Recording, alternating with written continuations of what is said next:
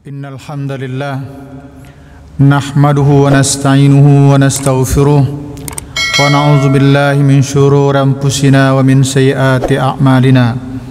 May yahdihillahu fala mudhillalah wa may yudlil fala hadiyalah. Asyhadu an la ilaha illallah wahdahu la syarikalah wa asyhadu anna Muhammadan abduhu wa rasuluh. Allahumma salli wa sallim wa barik ala Muhammadin wa ala alihi wa sahbihi wa man tabi'ahum bi ihsanin ila yaumiddin. Amma ba'du, fa ya ibadallah ittaqullaha haqqa tuqatih wa la tamutunna illa wa antum muslimun. Qala Allah tabaraka wa ta'ala fi kitabihil karim, a'udzu billahi minasy syaithanir rajim. Bismillahirrahmanirrahim. Wasari'u ila maghfiratin min rabbikum wa jannatin 'arduha as-samawati wal ard wa iddat lil muttaqin. Wa qala Rasulullah sallallahu alaihi wasallam, badiru bil a'mal fitanan ka qita'in lailil muzlim yusbihu ar-rajulu fiha mu'minan wa yumsi kafiran wa yumsi mu'minan wa yusbihu kafiran yabi'u dinahu bi'aradin minad dunya. Hadirin jamaah Jumat, azakumullahu jami'an. Syukur alhamdulillah, mari sama-sama kita panjatkan kehadirat Allah tabaraka wa taala atas segala limpahan rahmat serta berbagai karunia-Nya kepada kita. Sekalipun kita merasa ujian demi ujian, cobaan demi cobaan datang silih berganti menghampiri kita, namun jika kita bandingkan karunia yang Allah berikan kepada kita, terasa tetap saja karunia Allah jauh lebih banyak dibandingkan ujian dan cobaan itu yang kita terima. Selawat dan salam semoga senantiasa tercurah kepada Nabi dan Rasulnya yang mulia, Nabi Muhammad Rasulullah sallallahu alaihi wasallam. Allahumma salli wa sallim wa barik alaihi. Hadirin jamaah kaum muslimin yang berbahagia, di dalam surah Ali Imran, surah yang ketiga ayat 133, Allah berfirman, wasari'u ila maghfiratin min rabbikum wa jannah arduha as-samawati wal ard wa iddat lil muttaqin. Bersegeralah kalian, bergegaslah, cepat-cepatlah kalian menuju mencari, memperoleh ampunan Allah tabaraka wa taala serta mendapatkan jannahnya yang luasnya seluas langit dan bumi. Semuanya itu diperuntukkan bagi orang-orang yang bertakwa. Hadirin jamaah kaum muslimin berbahagia, ayat Allah yang mulia ini menegaskan kepada kita bahwa kita diperintahkan untuk bersegera, musara'ah, untuk bersegera beradu cepat dengan waktu yang kita lewati, untuk berbuat amal kebaikan yang dengan amal kebaikan itu mengantarkan kita kepada ampunan dan jannah surga Allah tabaraka taala. Hadirin, seperti apakah cepatnya perintah Allah itu? Di dalam hadis-hadis sahih, termasuk hadis yang dikeluarkan oleh Imam Muslim, Rasulullah menggambarkan badiru bil a'mal, wa fi riwayatin badiru bil a'malis salihah fitanan ka qita'il lailil muslim. Bersegeralah kalian berbuat amal soleh, cepat-cepatlah kalian berbuat amal soleh sebelum fitnah demi fitnah, cobaan demi cobaan akan datang. Dalam hadis lain dikatakan, bersegeralah kalian berbuat amal soleh fasatakunu fitan. Nanti akan datang fitnah demi fitnah. Jika fitnah, cobaan itu datang, kata Rasul, ka qita'an lil muslim, seperti gelapnya malam. Bisa kita bayangkan ikhwah, azakumullahu jami'an, ketika gelap malam telah datang, orang tidak bisa lagi membedakan mana yang putih, mana yang hitam, apalagi warna yang lainnya. Yang putih saja sudah tidak bisa dilihat. Rasul gambarkan kalau fitnah, cobaan demi cobaan itu datang, nanti seperti gelapnya malam. Orang tidak bisa lagi membedakan mana yang hak, mana yang batil. Dan dahsyatnya fitnah itu, kata Nabi, yusbihur rajulu mu'minan wa yumsi kafiran. Ada orang yang paginya mukmin tapi tahu-tahu sorenya sudah kafir. Wa yumsi mu'minan wa yusbihu kafiran. Ada yang sorenya masih mukmin, di sore harinya diketahui, disaksikan sebagai seorang mukmin, tahu-tahu keesokan harinya dia sudah kafir. Begitu cepatnya berubah, berpindah dari sebuah keyakinan kepada keyakinan lain jika fitnah, jika cobaan itu datang, kata beliau. Karena itu bersegeralah beramal, berbuat kebaikan sebelum fitnah itu datang, cobaan itu datang. Tentu datang pertanyaan, apa yang menjadi penyebab? Apa yang menjadi penyebab orang begitu cepat pindah agama dengan sebab fitnah itu? Beliau menyebutkan yabi'u dinahu bi'aradib minad dunya. Karena yang bersangkutan menjual agamanya, menggadaikan keyakinannya demi kepentingan dunia. Hadirin jamaah kaum muslimin bahagia, fitnah atau ujian dalam bahasan kita pada kesempatan ini bukan ujian dalam arti kematian, sakit, tidak. Tapi ada dua fitnah yang menjadi momok besar bagi seorang muslim yang perlu berhati-hati terhadapnya. Pertama disebut dengan fitnah syubhat. Syubhat itu literalnya kalau dikaitkan dengan makanan halal haram adalah sebuah makanan, sebuah menu katakanlah yang diragukan kehalalannya. Nah, itu disebut dengan syubhat. Sebab yang halal jelas, yang haram jelas. Nah, yang samar-samar itu disebut dengan syubhat. Di dalam keyakinan juga ada namanya syubhat. Dan syubhat ini berpotensi merusak keyakinan, akidah seseorang. Hadirin, di dalam Islam itu Allah sebutkan Islam itu jelas.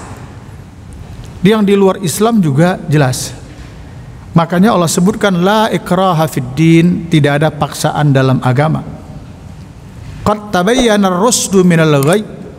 Barang siapa yang telah menentukan pilihannya, Islamkah dia atau di luar Islam. Tabayyana ar-rusdu minal ghayy, maka menjadi jelaslah mana yang cerdas, mana yang pintar dan mana yang bodoh. Begitu petunjuk Rasul sallallahu alaihi wasallam.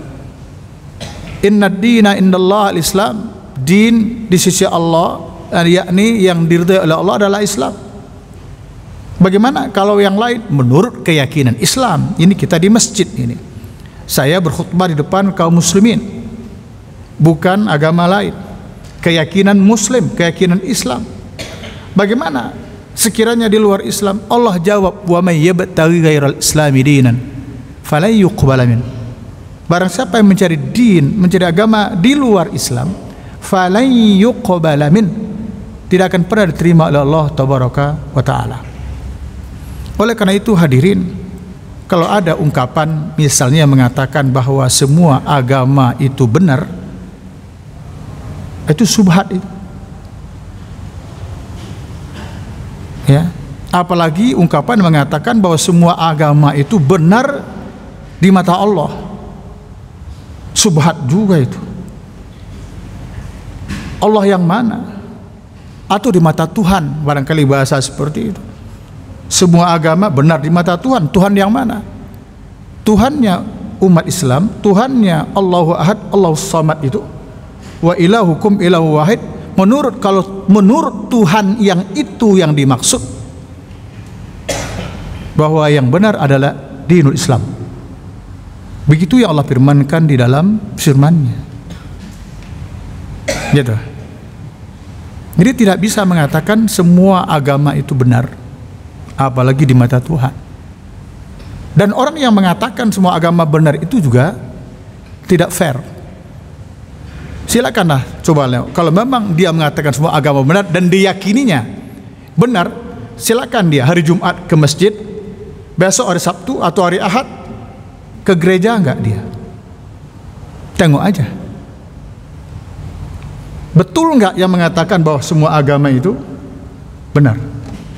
Atau mungkin bukan dari Islam, dari agama lain yang mengatakan bahwa semua agama itu adalah benar. Ayo kita layani, mari kita ke masjid, sholat ikut bersama kami. Mau nggak mereka? Kalau saya misalnya tidak ke gereja, tidak ke tempat ibadah lain, karena memang keyakinan saya tidak seperti itu. Jadi kalau saya tidak mau, itu wajar, hak saya. Tetapi orang yang mengatakan semua agama itu benar, silakan aja Bapak coba hadapi mereka, bawa mereka menjalankan agama menurut agama yang ada ini. Mau nggak mereka? Hati-hati ikhwah jemaah kaum muslimin berbahagia. Apalagi yang bertutur-tutur seorang tokoh misalnya. Ada lagi yang subhat itu, misalnya ucapan mengatakan tidak boleh mengatakan bahwa satu agama itu yang paling benar atau yang benar. Yang berhak menentukan kebenaran itu adalah Allah. Setuju kita. Yang berhak yang menentukannya itu adalah Allah. Allah lah kebenaran mutlak. Tapi ketika kita memakai firman Allah yang mengatakan ini benar, ini salah, kenapa tidak diterima? Menentukan yang halal dan yang haram misalnya, dianggap kita tidak berhak untuk menentukan yang halal dan haram, karena yang paling berhak menentukan adalah Allah. Oke. Ketika Allah mengatakan babi itu haram, kenapa tidak diterima? Bukankah itu firman Allah, pemilik zat yang maha mutlak kebenarannya? Hadirin, semakin hari semakin banyak orang yang tenggelam ke dalam subhat ini. Dan itu berpotensi merusak akidah seseorang. Mulai dari rusak, bahkan jika tidak berhati-hati bisa menjadi keluar dari Islam. Ini perlu dipahami baik-baik. Toleransi dalam beragama tidak memastikan kita mengakui semua agama yang ada itu. Toleransi sudah diatur oleh Islam.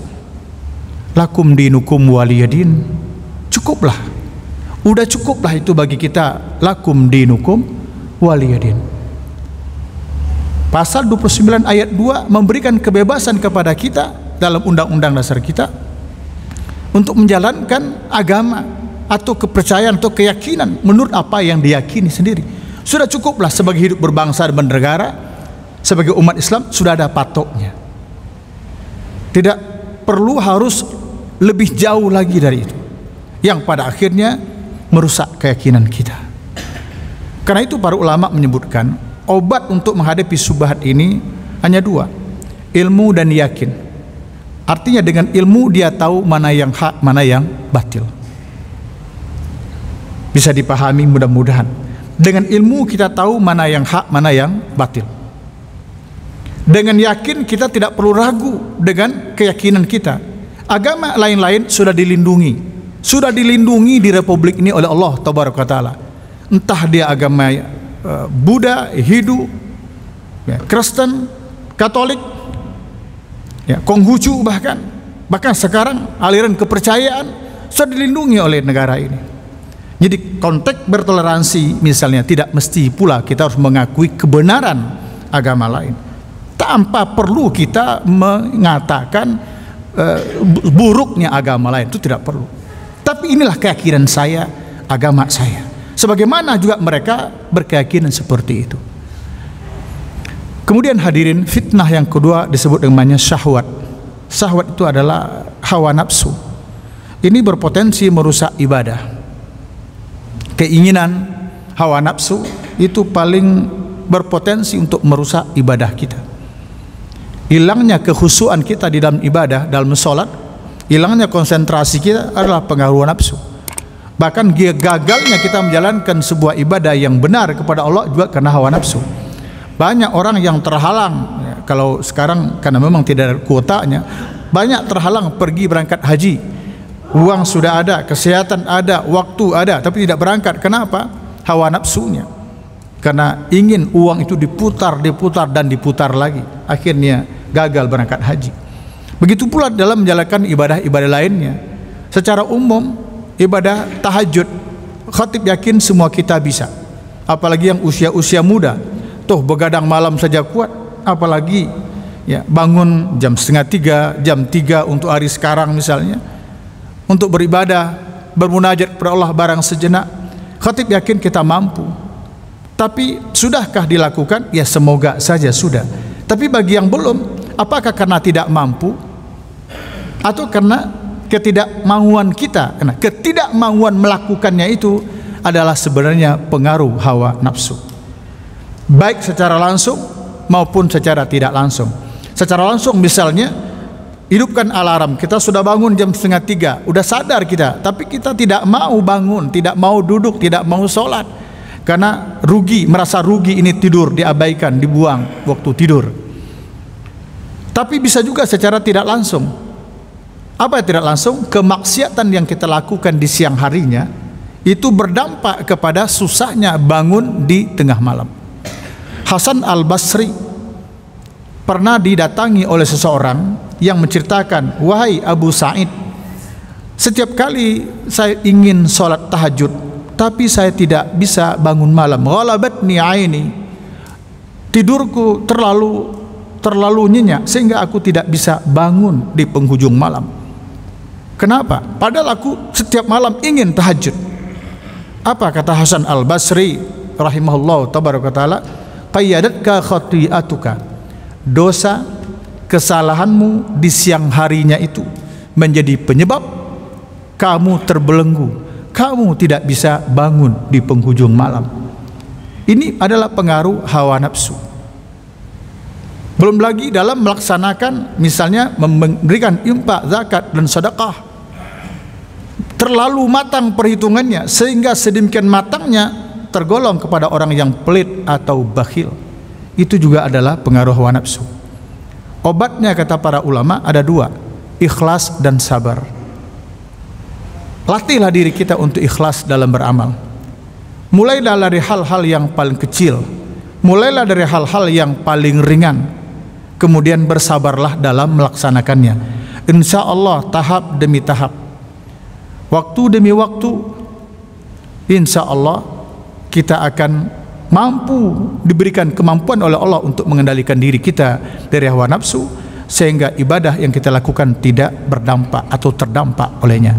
Mudah-mudahan rahmat Allah, berkah Allah senantiasa terlimpah kepada kita semua, sehingga kita terselamatkan dari bahaya syubhat yang bisa merusak akidah kita, dan Allah selamatkan pula kita, Allah benteng kita dari bahaya syahwat sehingga tidak merusak amal ibadah kita. Fa'tabiru ya ulil absar la'allakum tuflihun.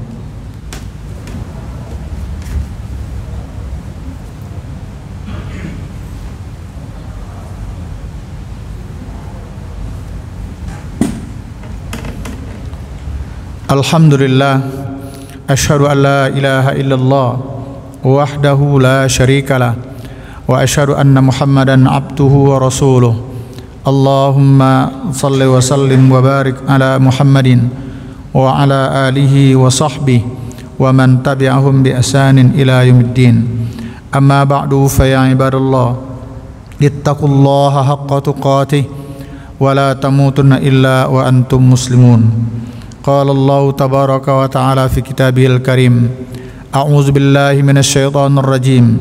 Bismillahirrahmanirrahim. Inna Allaha wa malaikatahu yusalluna 'alan nabi ya ayyuhalladzina amanu sallu 'alaihi wa sallimu taslima. Allahumma salli 'ala Muhammad wa 'ala ali Muhammad kama sallaita 'ala Ibrahim wa 'ala ali Ibrahim, wa barik 'ala Muhammad wa 'ala ali Muhammad kama barakta 'ala Ibrahim wa 'ala ali Ibrahim fil 'alamin innaka Hamidum Majid. Allahumma fir muslimina wal muslimat wal mu'minina wal mu'minat al ahya'i minhum wal amwat innaka sami'un qaribun mujibud da'wat. Amin ya qadiyal hajat. Allahumma ya Allah ya Rahman Rahim, ampuni segala dosa dan kesalahan kami ya Allah. Ampuni segala dosa dan kesalahan kedua orang ibu bapa kami. Rahmati mereka, sayangi mereka sebagaimana mereka telah mencurahkan kasih sayangnya kepada kami.